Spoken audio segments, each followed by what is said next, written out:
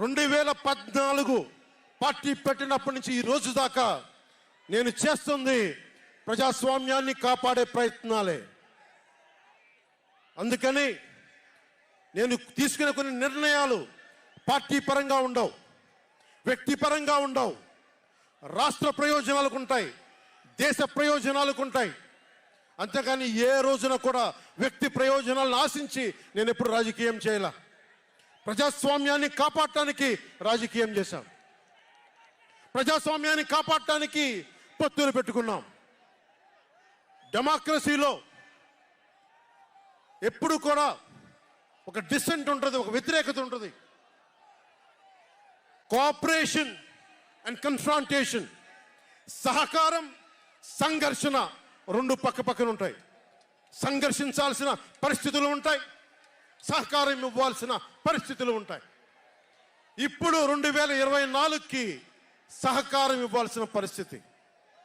మనం సహకరిస్తుంటేనే, తెలుగుదేశం జనసేన సహకరించుకుంటేనే 5 కోట్ల మంది ప్రజల మనోభావాలు, వారి భవిష్యత్తు బంగారంలో ఉంటుంది.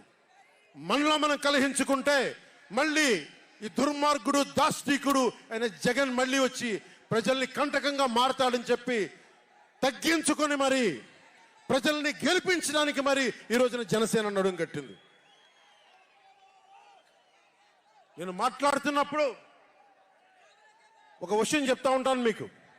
మార్టిన్ నిమోలర్ అనే ఒక ప్రీస్ట్, జర్మనీ హిట్లర్ సమయంలో ఆయనకి అండగా వచ్చాడు. హిట్లర్ చాలా గొప్ప నాయకుడని ఎందుకు చెప్తా ఉన్నానంటే, జగన్ కోసం 98% చాలా అన్ని వర్గాల్లో కూడా జగన్ వంటి వెళ్ళారు. 2019లో నేను ఒక్కొక్కరి చెవులో ఇల్లు కట్టుకొని మరి చెప్పా, జగన్కి ఓటేయకండి, ఓటేయకండి, మంచిది కాదని. జగన్ బతుకు జూబ్లీ హిల్స్ సొసైటీ ఫామ్ అయినప్పటి నుంచి నాకు తెలుసు. అదే చెక్ పోస్ట్ లో ఏం చేసేవాడు నాకు తెలుసు. కాంటికి రెస్టారెంట్ బంజారా హిల్స్ లో ఏం చేసేవాడు తెలుసు. మాట్లాడుతున్న వ్యక్తిగత జీవితం గురించి మాట్లాడుతూ ఉంటాడు. నీ వ్యక్తిగత జీవితం గురించి మాట్లాడాలంటే నా దగ్గర టన్నుల ఇన్ఫర్మేషన్. జగన్ మర్చిపోకు. ఇప్పుడు దాకా నువ్వు పవన్ కళ్యాణ్ తాలూకు శాంతిని చూసావు, మంచితనాన్ని చూసావు. జగన్ నీకు యుద్ధాన్ని ఇస్తాను, మర్చిపోకు. యుద్ధం. మార్టిన్ నిమోలర్ ఒకటే చెప్పాడు, జెండా దించు జెండా.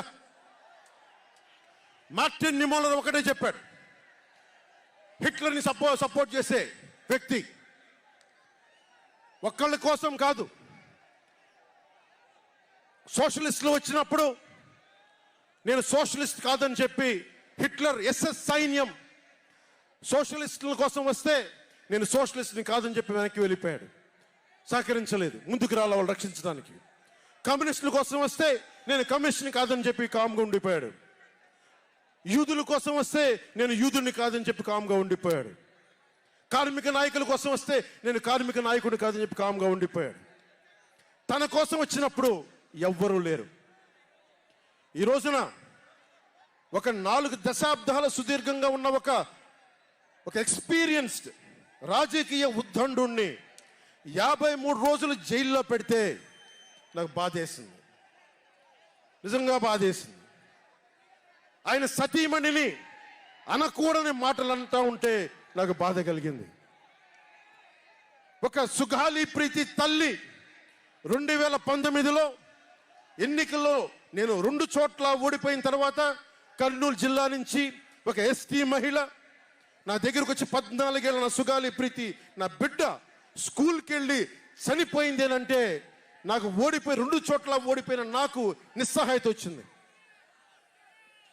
ఇట్లా ఏ మూలకెళ్ళినా ఒక కౌలు రైతులు కానీ, గిట్టుబాటు ధర రాని రైతులు కానీ ప్రతి ఒక్కరూ వారి వారి కష్టాలను చూసి చలించిపోయాను.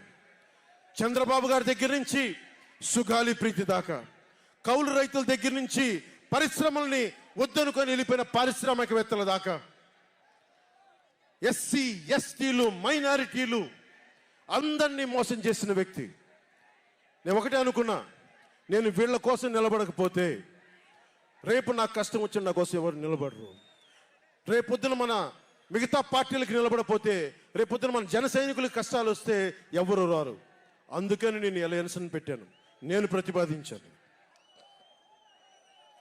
అలాగే గోబెల్స్ ప్రచారాలు అంటూ ఉంటారు. గోబెల్స్ ప్రచారాలను ఒకటే గుర్తుపెట్టుకోండి. జోసెఫ్ గోబెల్స్ ప్రచారాలు చేసి చేసి చివరికి అతని బతుకు తెలియదు. 1945లో ప్రపంచ యుద్ధం అయిపోయిన వెంటనే అదే బంకర్లో హిట్లర్ అద్భుతంగా ఉన్నాడు, ఇంకా జర్మనీ గెలుస్తుందని చెప్పి వాళ్ళ బంకర్లో ఎలైడ్ ఆర్మీ వచ్చి కాల్ చేసే వరకు గోబెల్స్ అబద్ధాలు చెప్తూనే ఉన్నాడు. సో జగన్, నీ గోబెల్స్ ప్రచారాలు చెప్తే గోబెల్స్ పట్టిన గతే నీకు పడుతుంది, మర్చిపోకదు.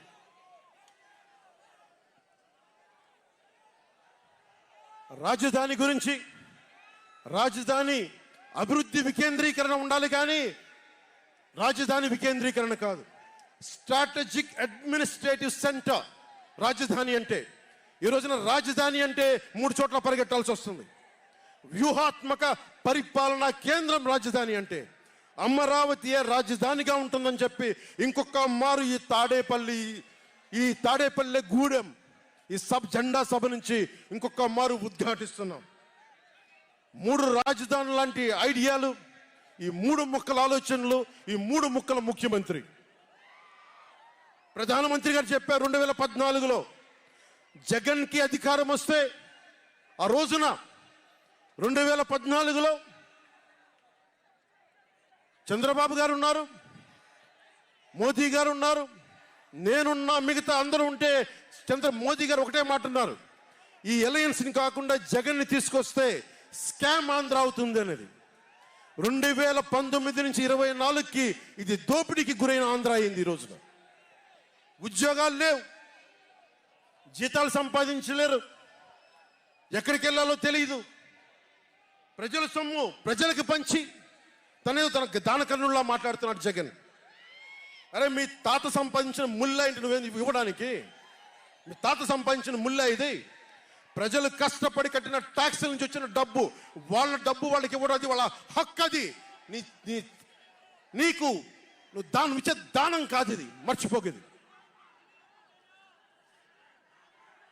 ప్రభుత్వ ఉద్యోగులను మోసం చేశాడు, సిపిఎఫ్ అని చెప్పి ఉద్యోగుల్ని మోసం చేశాడు, అంగన్వాడీ కార్యకర్తలను మోసం చేశాడు, దివ్యాంగులకి మోసం చేశాడు, కౌలు రైతులు గిట్టుబాటు ధర ఇవ్వకుండా